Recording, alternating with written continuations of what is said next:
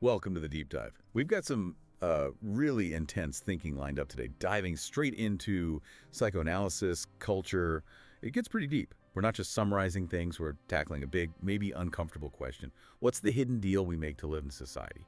And who's really been footing the bill for that deal throughout history? That's right. And the core idea we're exploring today is, well, it's provocative. It suggests civilization isn't really built on lofty ideas like progress or reason.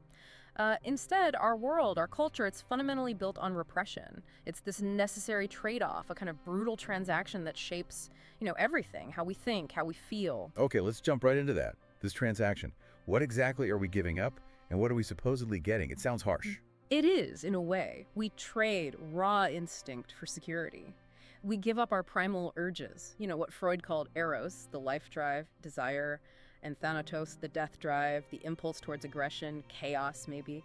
We surrender that, basically, for safety, for the comfort of belonging to the group, but to make sure that works, to stop us from just tearing it all down. We internalize the rules. So we build our own little police force inside our heads. Exactly. That's the superego. It's society's voice right there inside you, built from what parents, culture, everyone tells you, what you can want, what you can't, what's good, what's forbidden.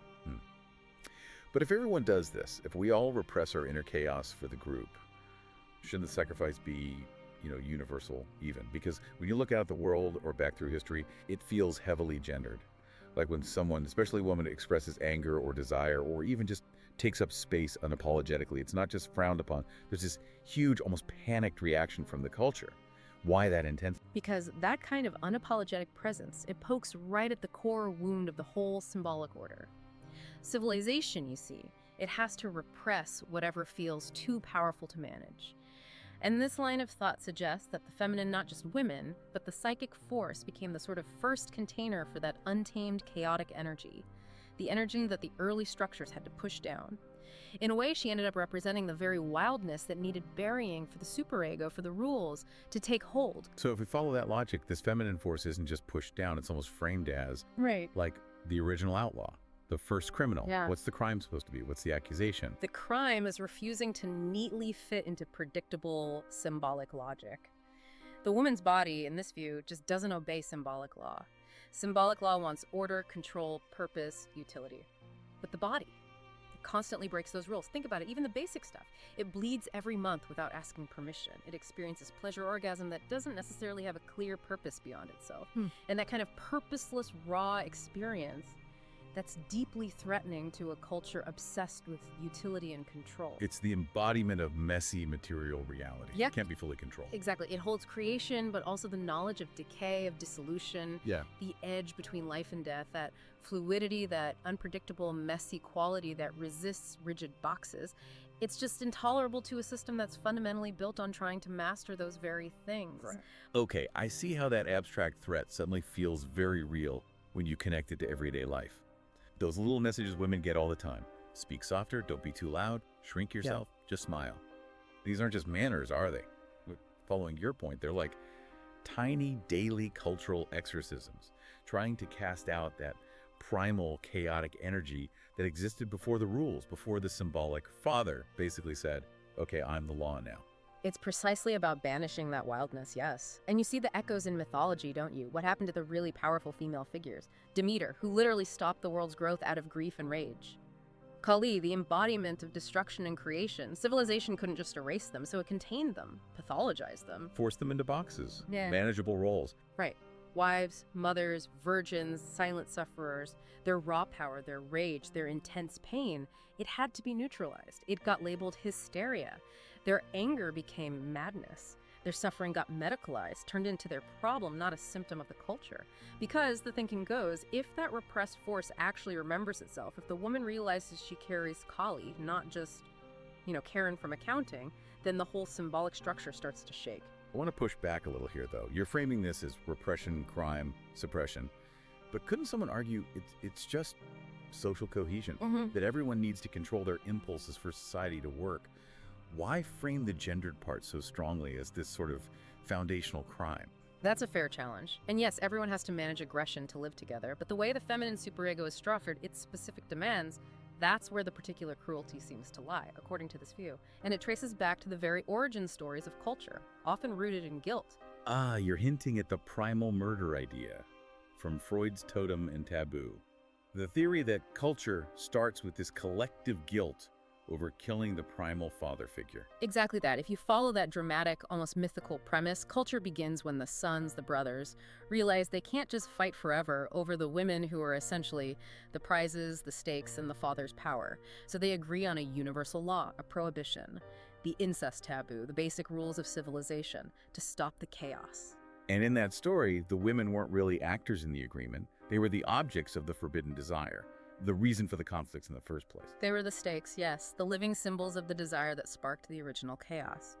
So when the new laws were made, the woman inevitably became the embodiment of that very desire, the raw, untamed impulse that the new social order had to control and manage. Okay, that connects to the weirdly specific and often contradictory demands of the feminine superego you mentioned.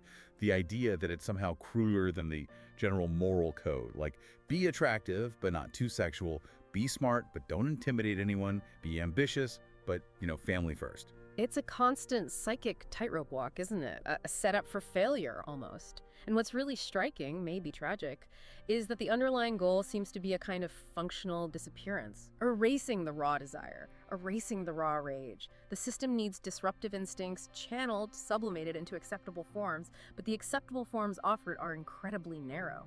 Can you spell those out? How are those basic instincts, eros, thanatos, desire, and aggression, supposedly channeled or contained differently? Well, the theory suggests that for men, aggression, thanatos, could be channeled into things civilization deemed useful. Building empires, fighting wars, conquering nature through science, industry.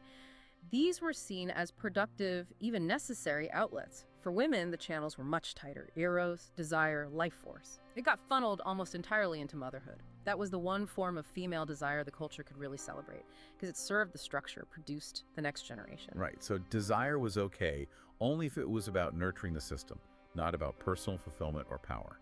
And what about aggression? The rage, the thanatos? That got twisted into martyrdom, silent suffering, self-sacrifice, bearing burdens without complaint. That became the definition of the good woman.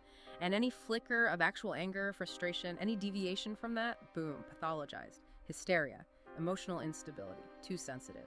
The whole psychic setup was geared towards neutralizing or redirecting anything that might disrupt the smooth running of things. So the consequence, laid bare, is that the price of being that good woman is often the silencing or even the destruction of an authentic, autonomous self.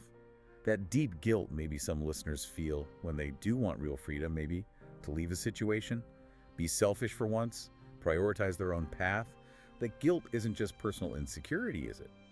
Your sources suggest it's the superego screaming that you're about to break the foundational agreement, that the good woman archetype, a cornerstone of the whole system, is dying. Precisely. That guilt is the alarm bell. It's the internalized police force warning you that the social contract, as you've known it, is under threat.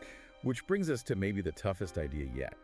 What if all this suppression isn't some kind of unfortunate side effect or mistake, but the actual point, the core function of civilization? It really challenges that Enlightenment idea that freedom is what we want most. Freud certainly suggested that maybe humans crave safety, belonging, predictability more than we crave raw, disruptive freedom.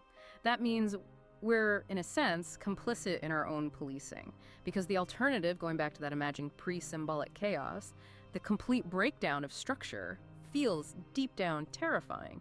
We might actually prefer the cage if it feels safe. Wow, that makes the next question really personal for anyone listening. Think about it right now. What are you still tamping down right this second, just to keep things smooth, to stay safe, to be polite? Is it anger you feel towards someone close? Is it profound boredom with a role you play? Disgust, maybe, with parts of yourself? That little voice that tells you, nope, can't go there, too messy, too much. That's it, isn't it? That's the return of the repressed knocking. And that's why so much of the contemporary talk about liberation, especially the kind you see packaged neatly, the corporate-friendly feminism, it often feels like an illusion, because you can't really dismantle the master's house using the master's tools, as the saying goes. True freedom, like ontological freedom at the level of being, would mean stepping outside that whole symbolic game. It would mean not needing to be liked anymore, not constantly apologizing, consciously or unconsciously, not performing woman, according to the script. And when someone actually tries that, when they stop performing, Yeah. the culture often labels it breakdown, Yeah. right? Neurosis, Yes. crisis. Yeah. Because she's not functioning in the expected way. She isn't failing. Maybe she's remembering something buried. The tragedy, if you follow this line, is that the price we paid for culture was the sacrifice of this feminine force understood as chaos, as unmediated truth, as messy reality. It's like we were handed a crown of thorns but told it was a halo. We learned to call submission love or duty or selflessness. The aim of digging into all this isn't necessarily happiness or even that comfortable kind of freedom. Those can be just nicer cages. The goal is truth. Look, the structure itself, built over millennia on this repressed foundation, you can't just tear it down overnight, maybe not ever.